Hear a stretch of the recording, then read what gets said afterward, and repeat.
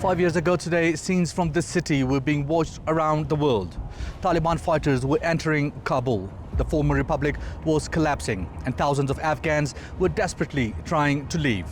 Today, the guns of that war are largely silent. However, Afghanistan has been transformed. The Taliban's return on August 15, 2021 ended 2 decades of Western-backed government and brought the movement back to power 20 years after it had been removed. For the Taliban, the anniversary is a victory. The authorities say they have restored security, brought the country under a single administration, and expanded Afghanistan's political and economic relations with its neighbors. And on the streets of Kabul, many Afghans acknowledge that the large-scale fighting that once affected much of the country has ended. The Islamic Emirate has both positive and negative points. Among the positive points is that security has prevailed. We can go anywhere, anytime we want, for a holiday or vacation. The same is true with infrastructure projects like the TAPI project, as well as the many road projects in cities and villages. We want to ask the Islamic Emirate to provide jobs. As you can see, there is a lack of employment. We want the government to provide us with jobs. Women should be allowed to work, especially in places such as health centers, where we need them most. And our sisters should be allowed to go to schools and receive an education.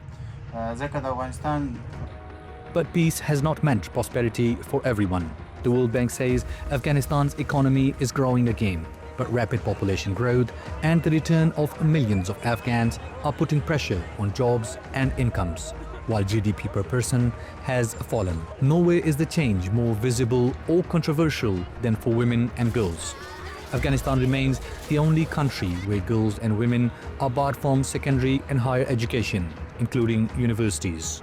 UNESCO estimates 2.4 million girls have been excluded from secondary education since the Taliban returned to power. And a new UN Women research says half of the women it surveyed now leave their homes only once or twice a month.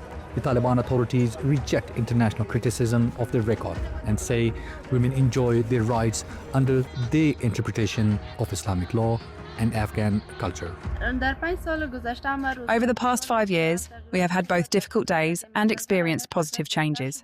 In terms of security, the situation has improved significantly, and major national infrastructure projects have also been implemented. However, the restrictions on women's education and employment have been very difficult for us. We want to work and continue our education. For the future, we ask the authorities to allow women to work and receive an education above grade 6. Internationally, the picture is also changing. Russia formally recognized the Taliban government in 2025, while other countries have increased diplomatic and economic engagement with Kabul without taking that final step. Women, human rights concerns, and questions over Afghanistan's political system continue to stand in the way of broader recognition. 5 years after the Taliban returned to power, Kabul is no longer a city at war. But for millions of Afghans, the questions are now about what comes next. Jobs, education, basic freedoms, and Afghanistan's place in the world. The Taliban have secured control of the country. The bigger test now is what they choose to do with it. Tameem, Bahiss in Kabul, AnewZ.